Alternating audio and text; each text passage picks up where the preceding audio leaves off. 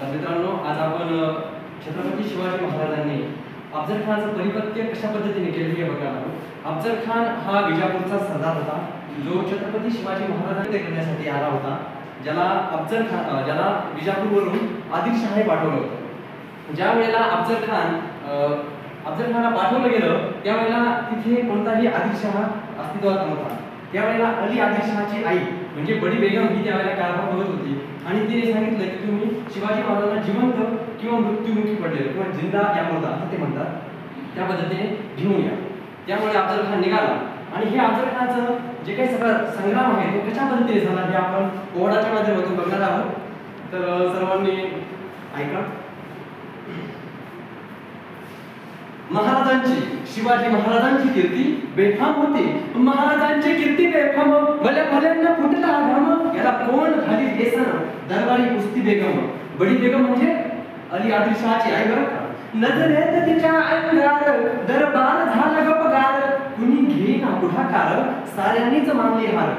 इतक्यात अचानक एक सरदार उठला, बोलला मैं रामगा शिवाजी राजे को नाव देत अफजल खान।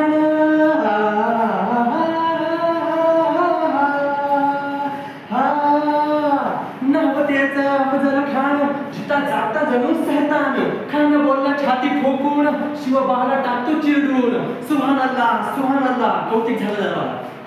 खान निघाला मोठा गुरुमित, त्याचं घोडदळ पायदळ फौज फाटलंय पक्कळ, अंगिदा हत्तीचा बळ पाहणारा कापे चळचळ। खानाचं सगळीकडे कौतुक झाल्यानंतर खान निघाला, वाटेत भेटेल त्याला ठेची चिरडीत खानाची सेना निघाली, कावड लुटली, देवर उद्ध्वस्त केली, आया बहिणींची आबरू लुटली, कोण रोखणार हे वादळ, आता शिवाचं काही खरं नाही, इकडे मोगल तिकडे निजाम पलीकडे इंग्रज, जो तो हेच बोलू लागला की आता शिवाचं काही खरं नाही।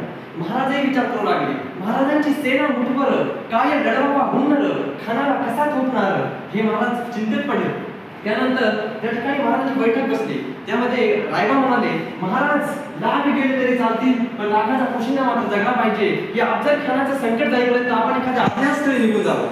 त्यावेळेला मासाहेब म्हणतात, काय म्हणतात रायबा, शिवबा हा केवळ आमचा पुत्र नाही, तो अवघ्या मराठी जनांचा स्वाभिमान आहे। या मातेने आपला पुत्र गमावला तरी विहत्तर पण असे घाटपणे पडून जाऊन अवघ्या मराठी जनांचा स्वाभिमान गमावला कामा नये। अशा वाघिणीचा तो छावा, अशा वाघिणीचा तो छावा, गणी मला कसा ठेचावा, डोक्यात गणी मी कावा, आणि भेटीचा धाडा सांगावा। प्रतापगडावर आमने सामने भेटीचा सांगावा, खानाने हसत हसत कबूल केला।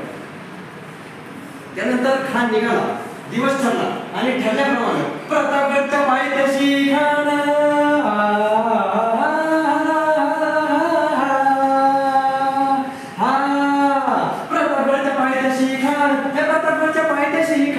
प्रतापगडच्या खान आला बेगुमान, नाही त्याला जाण शिवाजी राजांच्या करामतीची, त्याची नाही जाणीव शक्तीची, आणि तिला काही कल्पना युक्तीची, हाजी जी जी, आणि तिला काही कल्पना युक्तीची, हाजी जी जी।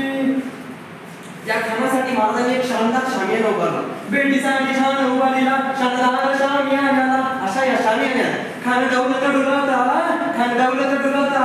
सय्यद बंडा त्याच्या संगतीला, शिवबाच्या संगती महारा।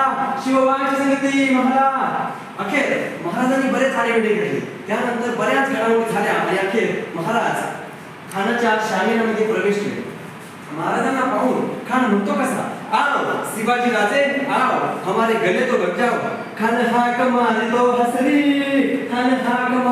हसरी, रोकून नजर गहिरी, जिरहा जिरर जी जी जी जी, जिरहा जिरर जी जी जी जी। यानंतर खानाने राजांना आलिंगन दिला आणि तडा केला, खडदाभिमान मानला, कटरीचा आवाज त्यांना केला, खरखर आवाज झाला, चिलखत होत अंगाला। त्यामुळे त्यांना सवाल फुकट गेला। एवढ्यात खान गडबडला, इतक्या छानसा विलोपन करता महाराजांनी वाघनखांचा मारा केला, पोटामध्ये बिजवाक बसला, रक्ताला फाडलं पोटाला, तडा घ्यायला खानाचा कपडा बाहेर आला जी। अशा पद्धतीने छत्रपती शिवाजी महाराजांनी अफजल खानाचं परिपत्य केलं, हे आपण या पोवाड्याच्या माध्यमातून पाहिलं।